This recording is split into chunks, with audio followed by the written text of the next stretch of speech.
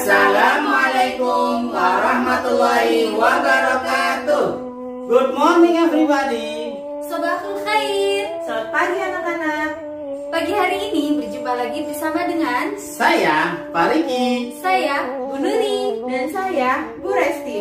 kita akan membimbing kalian pembelajaran dalam jaringan daring. Setiap pagi kita harus Semangat! tepuk PPK.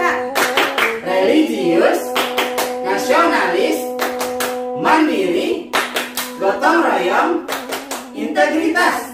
Sebelum belajar, kita berdoa dulu yuk. Mari bersama-sama mengucapkan basmalah. Bismillahirrahmanirrahim. Setelah berdoa, mari kita simak pantun berikut. Pahit itu ramuan jamu. Rasa pahitnya tak jemu-jemu. Bergiatlah dalam menuntut ilmu agar menjadi orang yang berilmu. Silakan menyaksikan video pembelajaran hari ini.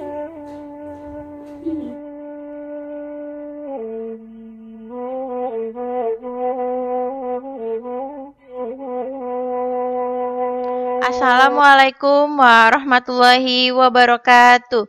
Apa kabar anak-anak?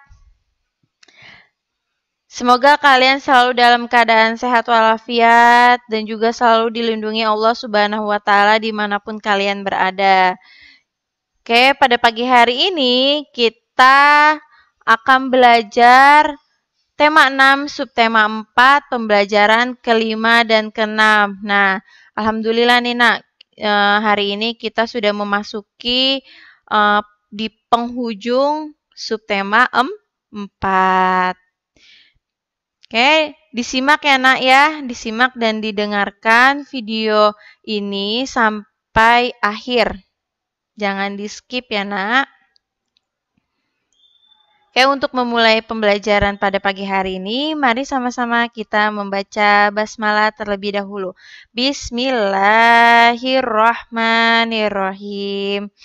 Baik anak-anak, sebelum memulai menjelaskan, Bu Resti ingin membacakan tujuan pembelajaran.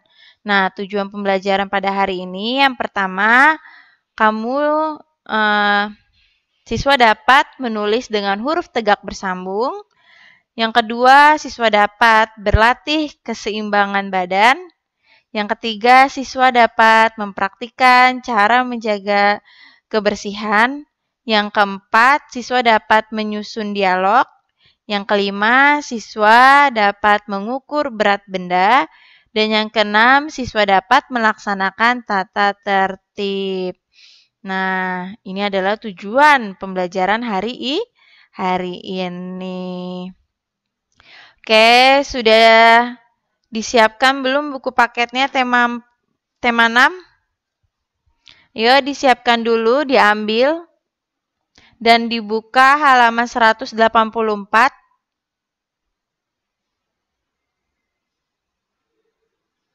Sudah dibuka? Baik, nah. Di halaman 184 ini, kita akan belajar mendiskusikan fungsi kata tanya. Nah, kata tanya itu memiliki fungsi, nak.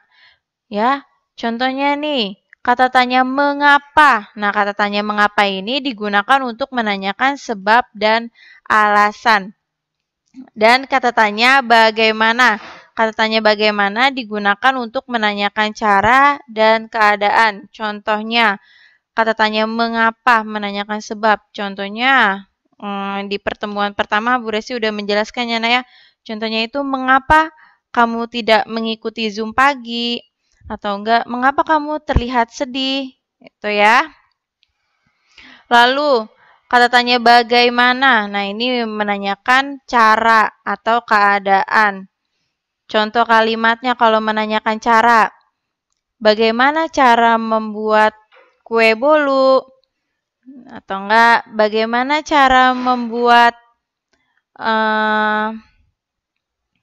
nasi goreng yang enak? Nah, seperti itu ya, Nak ya. Terus, bagaimana keadaan orang tuamu? Tuh. Apakah sudah keluar dari rumah sakit? Apakah sudah mendingan? Nah, ini menanyakan keadaan ya. Atau enggak juga contohnya kalimat tanya bagaimana, bagaimana keadaan kamu gitu. Apakah sudah membaik? Seperti itu ya, Nak. Oke, baik, Nak. Selanjutnya akan dijelaskan oleh Pak Riki. Silakan Pak Riki. Assalamualaikum warahmatullahi wabarakatuh. Alhamdulillah. Halo anak-anak. How are you? Kaifa haluk? Insyaallah you are fine ya. Insyaallah antum bi khair wa nahnu bi khair fi amanillah wa fi aunillah. Amin ya rabbal alamin. Baik anak-anakku sekalian rahmati Allah Subhanahu wa taala. Kita akan sama-sama nih ya. Sama-sama apa Pak? Sama-sama belajar lagi sama Pak Riki ya. Sebelumnya terima kasih kepada Bu Resti yang telah menjelaskan pembelajarannya. Sekarang bersama Pak Riki nih anak-anak. Siap semuanya?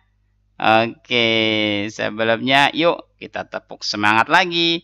Tepuk semangat. Semangat. Semangat. Allahu Akbar. Baik anak-anak sekalian. Yuk, mari kita sama-sama mulai. Bismillahirrahmanirrahim.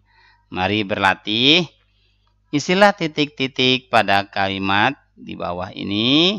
Ya, kalimat tanya dengan kata tanya mengapa dan bagaimana. Itu tinggal kalian isi aja nih. Mengapa dan bagaimana saja. Gunakan huruf tegak bersambung. Yuk, sama-sama ya. Titik-titik. Tanaman harus disiram secara teratur. Kira-kira kita isinya kayak apa ya? Mengapa atau bagaimana? Ayo. Ada yang tahu? Ya. Oke. Titik-titik tanaman harus disiram secara teratur. Pakai apa? Pakai kata tanya apa? Mengapa atau bagaimana? Hah? Iya. Apa tadi? Bagaimana? Bagaimana? Coba kita pikirkan. Coba dulu. Bagaimana tanaman harus disiram secara teratur? Sepertinya belum tepat. Nah, ayo ada lagi? Iya. Apa tadi? Mengapa ya? Iya, kita pindahin dulu ininya ya. Kita tarik dulu ya. Nah.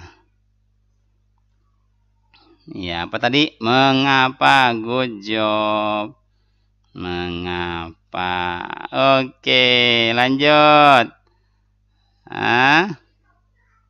Selanjutnya apa yuk? Oke, yuk kita lanjutkan.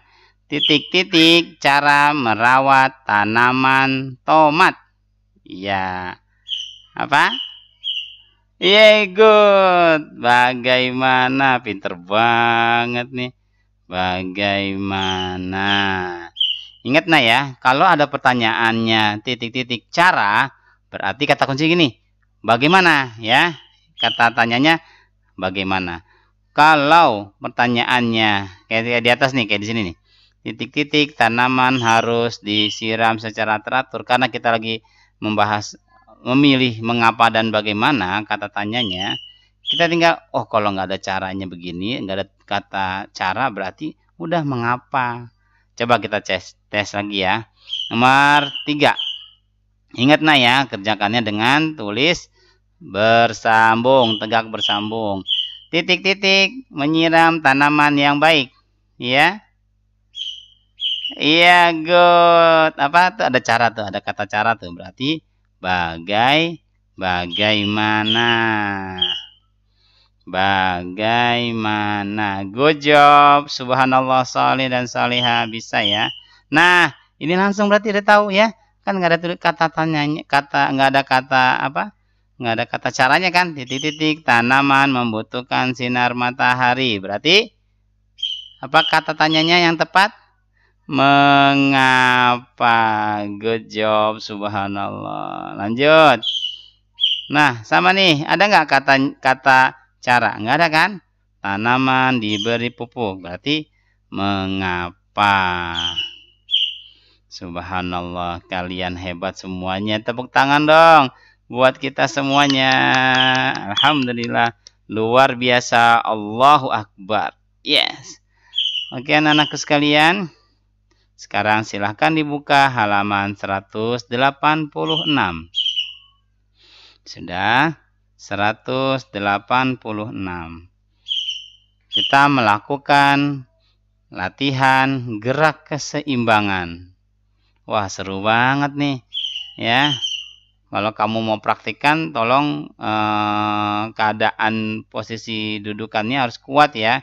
Misalnya kamu ke taman nih, karena zaman seperti ini kamu harus pakai masker keluar rumah ya. Kalau memang tidak ada ya udah tidak usah dipaksakan. Minimal kita mengetahuinya nah ya. Oh, ini toh langkah latihan gerak keseimbangan. Yuk. Siap ya. Langkah gerakannya adalah sebagai berikut. Buatlah garis dari kapur selebar 5 cm dan panjang 10 meter. Nah, ini latihan dulu nih. Sebelum nanti kita ke sekolah nih ya. Insya Allah sudah new normal, nanti kita ke sekolah nih. Kalau udah ke sekolah, di sekolah kan ada tuh tempat duduk yang panjang seperti ini tuh di sekolah kita ya. Nah, sekarang kita di rumah aja bikin garis ya. Garis dari kapur selebar 5 cm, panjangnya 10 meter. Subhanallah, sepanjang ruang tamu kamu nih. Alhamdulillah. Berdirilah pada salah satu ujung garis ya. Dengan posisi tumit terangkat atau jinjit. Tuh, ya. Oke. Berjalanlah perlahan-lahan melewati garis. Selama berjalan, usahakan kaki tidak keluar garis.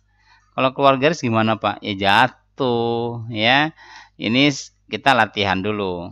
Sama atlet juga gitu, nah. Sebelum terjun ke lapangan atau arena pertandingan, mereka latihan dulu. Nah, nanti kita ke arena pertandingan, arena sekolah kita ya. Di lingkungan sekolah kita, insya Allah sudah wabah ini dapat diatasi, insya Allah kita kembali ke sekolah nak. Yakin nak, bismillah, bisa. Jaga kesehatan Allah yang maha menjaga. Insya Allah kita sehat dan bebas dari wabah ini. Amin ya rabbal alamin. Oke. Kemudian setelah itu berlatihlah keseimbangan dengan alat. Kalau di rumah ada syukur, kalau nggak ada, kalau diizinkan juga sama ayah ke air Petra tuh boleh silahkan. Tapi kalau nggak diizinin sama bunda udah nggak usah ngambek, di rumah aja. Latihan aja pakai garis ini. Kalau boleh silahkan ke air Petra tuh ada ya bangku-bangkuan begini ya. Atau nanti kita ke sekolah juga nanti Bapak pantau dan Bapak perhatikan. Oke, lanjut. Langkah-langkahnya adalah sebagai berikut. Berdiri pada ujung balok titian. Tuh nih balok titiannya ya. Oke, lanjut. Rentangkan kedua tanganmu ke samping. Tuh, perhatikan gambarnya. Berjalanlah perlahan-lahan ke arah depan. Pandang mata ke arah depan agak ke bawah. Pandangan matanya ke arah depan agak ke bawah ya. Pandangan matanya ke depan agak ke bawah. Setelah sampai di ujung balok titian, berbalik arah. Balik lagi. Subhanallah. Lanjutkan berjalan menuju ujung balok titian, tempat memulai latihan. Balik lagi berarti ya. Dari sini mulai startnya, balik lagi sampai sini finish. Berlombalah dengan temanmu. 2 siswa meniti pada masing-masing balok kayu. Yang tercepat sampai ujung dianggap menang. Ya, nanti kita akan bantu Pak Riki, Bu Nuri, dan Bu Resti akan jadi wasitnya ya. Berlombalah dengan sportif dan gembira. Nah, ingat, kalian juga harus memperhitungkan kira-kira ini fungsinya tangan. Tangan ini kenapa harus direntangkan? Inilah penyeimbangnya. Kakinya berkonsentrasi sama pikiran kamu untuk melewati jembatan titian ini biar selamat nggak jatuh. Ya. Oke, paham semuanya? Insya Allah bisa ya, bisa dilakukan ini di rumah. Nah, lanjut. Nah, mari kita sama-sama memerankan percakapan. Silakan dibuka halaman 190. Oke, tepuk semangat. Semangat, semangat. Anak hebat, anak hebat. Pastinya anak hebat. Terlahir dari orang tua yang hebat yang selalu mendampingi. Ingat nak, orang tua hebat itu yang selalu memantau, mendampingi. Bukan orang tua yang sibuk dengan kerjaannya, tidak memperhatikan anak, istrinya, bahkan nauzubillah tidak bertanggung jawab.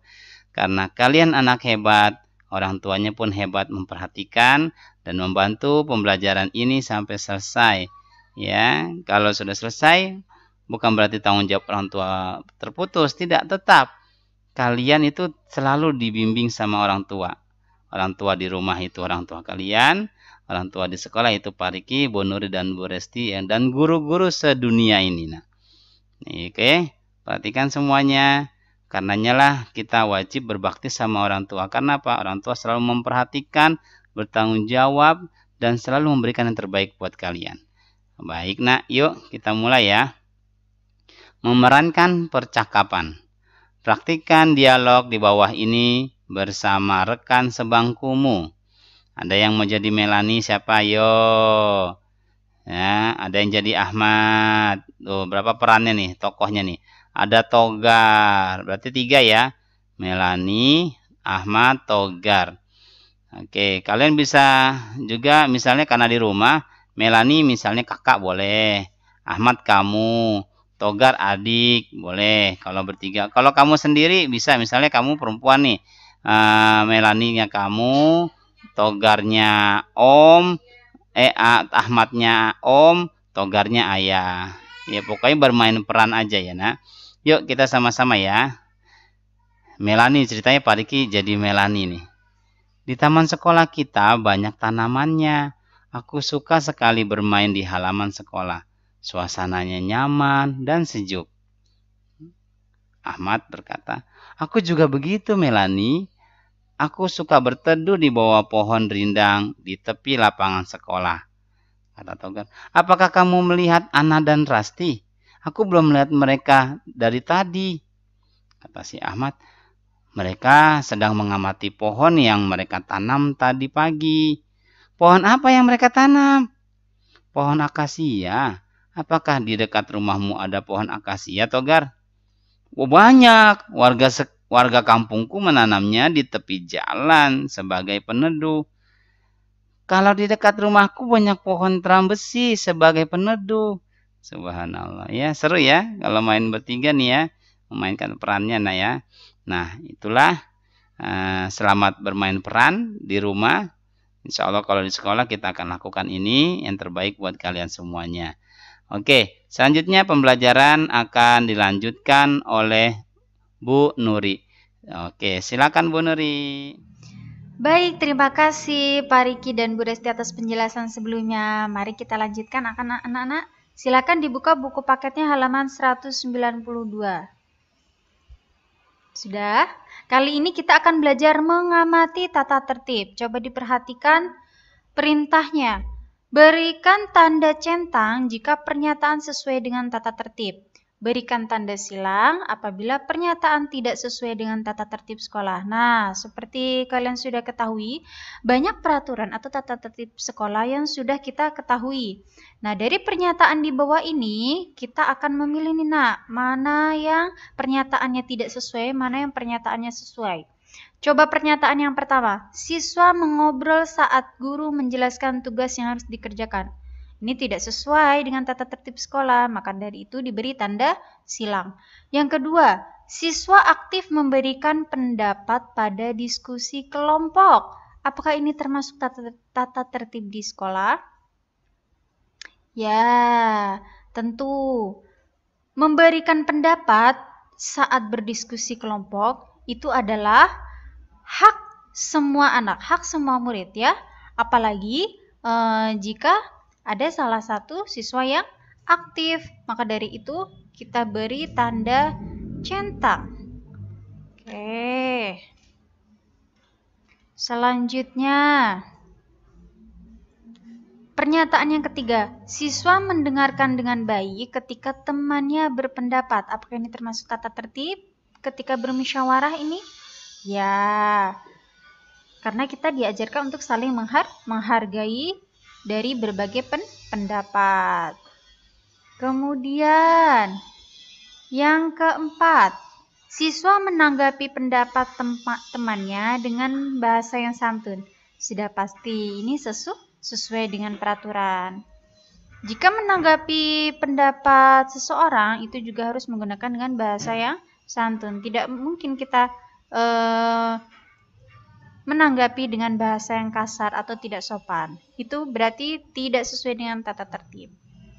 Yang terakhir, hasil diskusi disimpulkan berdasarkan pendapat satu anggota. Termasuk tata tertib tidak? Tidak. Yang namanya berdiskusi, yang namanya musyawarah itu adalah mengeluarkan berbagai pendapat dari semua orang, tidak hanya satu pendapat saja, ya. Jadi kesimpulan hasil musyawarah atau kesimpulan hasil diskusi itu harus berdasarkan pendapat semua anggota, tidak boleh hanya dengan satu anggota saja. Berarti yang terakhir adalah tidak sesuai dengan tata tertib. Kita silang. Oke, sudah mulai paham ya nak ya, antara tata tertib yang sesuai dan tidak sesuai. Kita lanjutkan. Nah, kali ini untuk menambah wawasan, sikap-sikap yang mengganggu jalannya diskusi itu apa saja sih?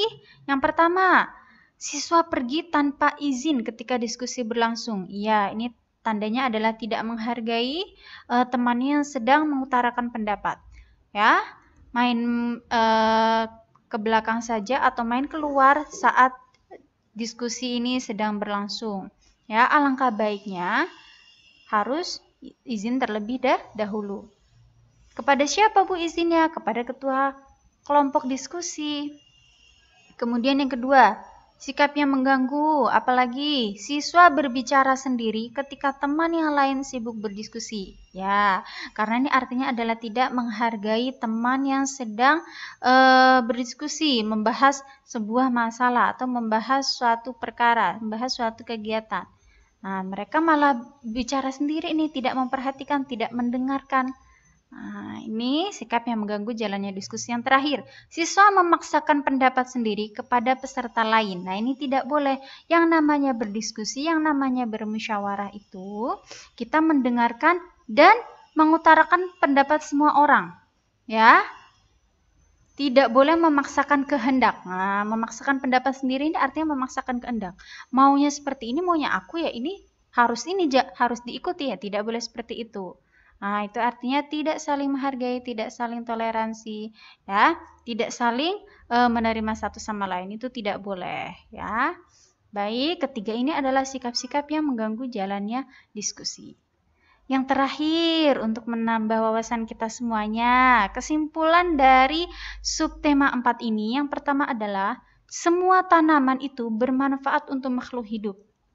Sudah pasti, tanaman apapun saja. Ya, tanaman apapun itu pasti bermanfaat untuk makhluk hidup, bermanfaat untuk manusia, bermanfaat untuk hewan pula. Ya. Kemudian yang kedua, gulma. Nah, kemarin sudah Bu Nuri jelaskan ya, gulma itu adalah tanaman pengganggu. Tanaman pengganggu ini biasanya berada di tanaman-tanaman, harus disiangi gulmanya. Disiangi itu dibersihkan, ya, dibuang gulmanya agar tanaman ini bisa tumbuh dengan subur. Yang ketiga, karya 3 dimensi itu memiliki 3 unsur. Yang pertama, mempunyai panjang, mempunyai lebar, dan mempunyai tinggi. Ingat-ingat ya nak ya, kalau 3 dimensi ada panjang, lebar, dan tinggi. Beda dengan 2 dimensi. Kalau 2 dimensi itu hanya bisa dilihat dari depan saja. Nah, beda dengan karya 3 dimensi. Yang keempat, 1 ons itu sama dengan 100 gram. Ingat, kalau kalian sudah menghafal satuan berat, pasti mudah untuk menjawab matematika ya. 1 ons sama dengan 100 gram. Begitupun sebaliknya, 100 gram sama dengan 1 ons. Kenapa Bu? Kok bisa Bu? Karena lihat, nah, ons ke gram atau hektogram ke gram itu turun berapa? 2 tangga. Maka dari itu 1 dikali 100 hasilnya adalah 100. Ya, begitupun ini 100 gram kok bisa sama dengan 1 ons Bu? Iya, gram ke ons itu naik tangga. Naik tangga itu dibagi 100 dibagi 100 hasilnya 1. Jadi kesimpulannya adalah 100 gram sama dengan 1 ons. Baik anak-anak, sampai di sini penjelasan dari Bu Nuri. Semoga apa yang sudah dijelaskan oleh Pak Riki, Bu Resti, dan Bu Nuri bermanfaat untuk anak-anak semuanya. Jika ada yang belum paham, maka silahkan diulang kembali videonya. Ya anak-anak tetap semangat, salam sehat, sampai jumpa besok. Wassalamualaikum warahmatullahi wabarakatuh. Bagaimana pembelajaran hari ini? Semoga kalian bisa memahaminya ya. Amin. Semoga kalian sehat selalu ya. Amin. Ingat pesan Ibu 3M. Yang pertama adalah memakai masker.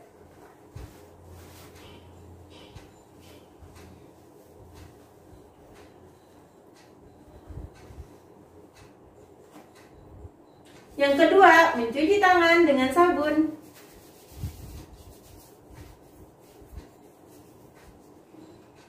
Yang ketiga, menjaga jarak. Mari kita akhiri pembelajaran hari ini dengan mengucapkan hamdalah. Alhamdulillahirabbil alamin. Goodbye everybody. Ila liko. Sampai jumpa anak-anak. Wassalamualaikum warahmatullahi wabarakatuh.